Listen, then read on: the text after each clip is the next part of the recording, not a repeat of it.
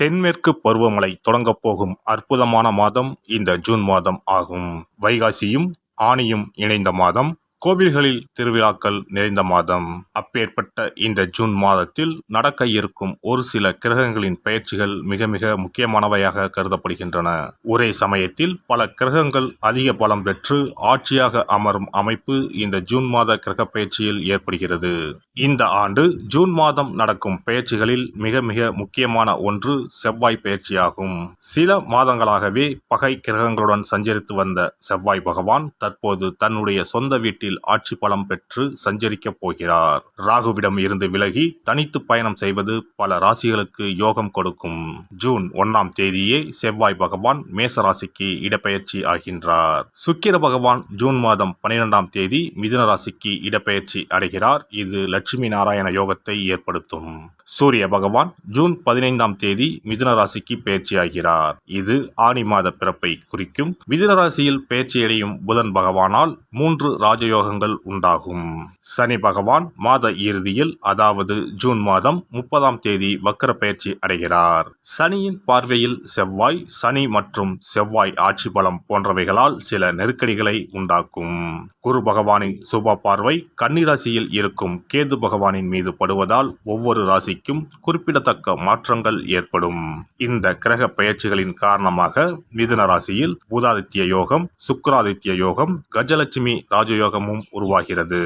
இதன் காரணமாக சில ராசிக்காரர்களுக்கு அதிர்ஷ்டமும் பணவரவும் பதவி உயர்வும் தன வரவும் கிடைக்க வாய்ப்புள்ளது. இனி உங்கள் ராசிக்கான பலன் என்ன என்பதனை பற்றியும், அசுப பலன் ஏற்படுமாயின் ராசிக்காரர்கள் வழிபட வேண்டிய தெய்வம், மேற்கொள்ள வேண்டிய பரிகாரம் என்ன என்பதனை பற்றியும் காண்போம். மிதுன ராசி அன்பர்களே, உங்கள் ராசிநாதன் புதன் பகவான் 12ஆம் வீட்டில் குரு பகவானுடன் உள்ளார். இந்த மாதம் 15ஆம் தேதி உங்கள் ஜென்ம ராசிக்கு பெயர்ச்சியாகிறார். இது உங்களுக்கு ஒரு நல்ல மாதமாகும். ராசிநாதன் வலிமையாக இருப்பதனால் உடலில் இருந்த பிரச்சனைகள், வியாதிகள் எல்லாம் சரியாகும். மனக்குழப்பம் நீங்கி மனத்தெளிவு உண்டாகும். எந்த ஒரு செயலை ஆரம்பிக்கும் போதும் ஏதாவது ஒரு கவலை இருந்து கொண்டே இருந்தது. அந்த நிலை தற்போது மாறும். முடிவுகளை எடுப்பதில் நல்ல தெளிவும் நம்பிக்கையும் உண்டாகும். எண்ணி இருந்த காரியங்கள் அனைத்தும் நிறைவேறும்.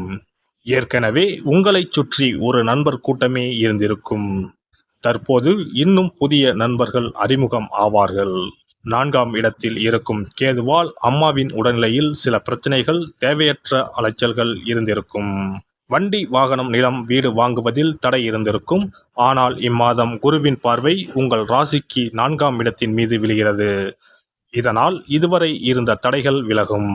வீடு, மனை, வாகனம் வாங்கும் அமைப்பு உண்டாகும். தாய் வழி சொந்தங்களிடம் இருந்து வந்த கருத்து வேறுபாடு, அம்மாவிடம் இருந்த மனக்கசப்பு விலகும். தாய் வழி பூர்வீக சொத்து இம்மாதம் கிடைக்கக்கூடிய வாய்ப்புள்ளது. கிரகங்கள் அனைத்தும் நல்ல அமைப்பில் உள்ளார்கள். எனவே கெடுதல் நடக்க வாய்ப்பில்லை. சுப செலவுகள் உண்டாகும். விரயம் என்பது சுப நிகழ்ச்சிக்காக மட்டுமே ஏற்படும். வீண் விரயம் ஏற்படாது. நல்ல காலம் ஆரம்பித்து விட்டது. ஜூன் 12ஆம் தேதி ஏற்படும் சுக்கிர பெயர்ச்சியால் புத்திர பாக்கியம் உண்டாகும் வாய்ப்பு உள்ளது. சொகுசான வாழ்க்கையினை வாழப்போகிறீர்கள். ஆசைப்பட்டதை எல்லாம் வாங்கக்கூடிய அற்புதமான காலகட்டம் இதுவாகும். எண்ணங்களை எல்லாம் நிறைவேற்றி வைப்பார் சுக்கராச்சாரியார். பட்ட கஷ்டம் எல்லாத்திற்கும் பலன் தருவதாக இந்த ஜூன் மாதம் அமையப் போகிறது. 9இல் சனி பகவான் இருப்பதனால் தந்தை உடல்நலத்தில் மட்டும் கவனம் தேவை.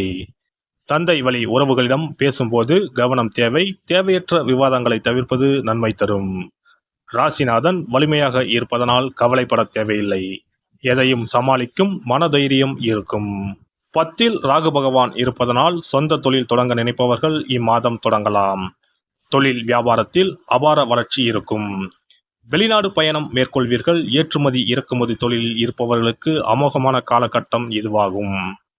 வேலை தேடுவோருக்கு நல்ல வேலை கிடைக்கும். அரசு வேலை சார்பாக தேர்வு எழுதுபவர்களுக்கு வெற்றி வாய்ப்பு உண்டு. பணிபுரியும் இடத்தில் நிம்மதி இருக்கும். பணியிட மாற்றம், பதவி உயர்வு, ஊதிய உயர்வு எதிர்பார்த்து இருந்தவர்களுக்கு சாதகமாக அமையும்.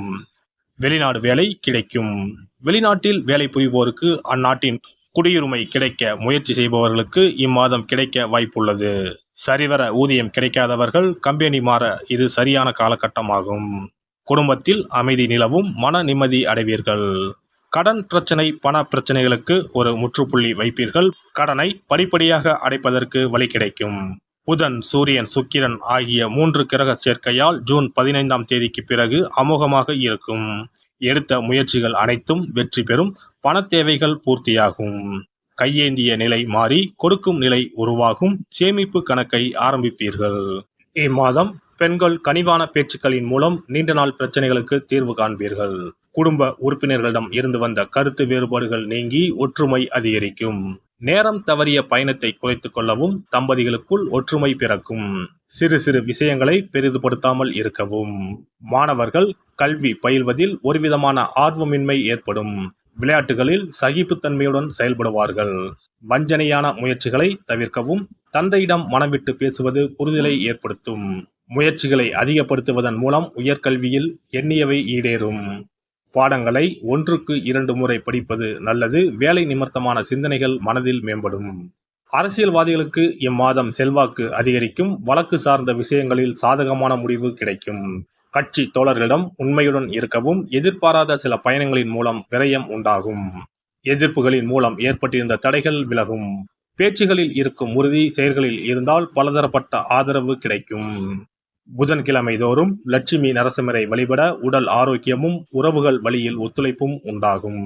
சிறப்பு பரிகாரங்கள். கோதுமை மாவினால் சிறு சிறு உருண்டைகளாக 7 அல்லது 14 அல்லது 7 மடங்குகளில் உருண்டை செய்து கொள்ளவும். குங்குமத்தில் கொஞ்சம் நீர் விட்டு அதை வன்னி குச்சி அல்லது மாதுளை மர குச்சியால் தொட்டு கோதுமை உருண்டையில் ஸ்டீம் என்று எழுதி அதை குளம், ஆறு அல்லது கோவில் தெப்ப குளத்தில் உள்ள மீன்களுக்கு போடவும். எழுதிய பின்னர் ஸ்டீம் என்பது அழிந்துவிட்டாலும் பரவாயில்லை.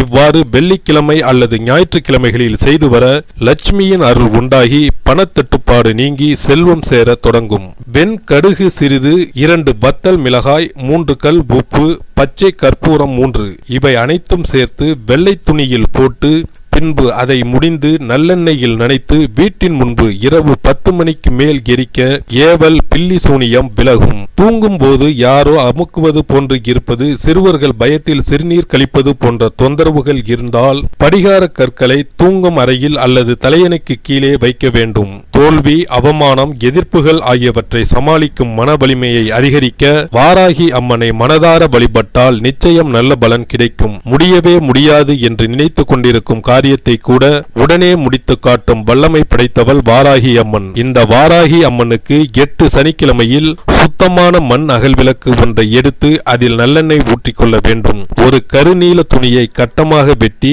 அதில் கொஞ்சம் வெண்கடுகு சேர்த்து எல் தீபம் ஏற்றுவது போல முடிந்து கொள்ள வேண்டும். காலையில் 6 மணியிலிருந்து 7 மணி வரையிலான காலகட்டத்தில் அல்லது இரவு 8 மணியிலிருந்து 9 மணிக்குள் இந்த பரிகாரத்தை செய்துவிட வேண்டும். எல்லாம் வல்ல இறையருளால் நீங்களும் உங்கள் அன்பு குடும்பமும் உடல் நலம், நீலாயுள், நிறை செல்வம், உயர் புகழ், மெய்ஞானம் ஓங்கி வாழ்க வளமுடன். இந்த வீடியோ பதிவு உங்களுக்கு பிடித்திருந்தால் லைக் பண்ணுங்க, கமெண்ட் பண்ணுங்க, ஷேர் பண்ணுங்க, மறக்காம சப்ஸ்கிரைப் பண்ணுங்க. பக்கத்துல இருக்கிற பெல் பட்டனை கிளிக் பண்ணுங்க. நன்றி, வணக்கம். ஓம் நமச்சிவாய. சிவாய நம.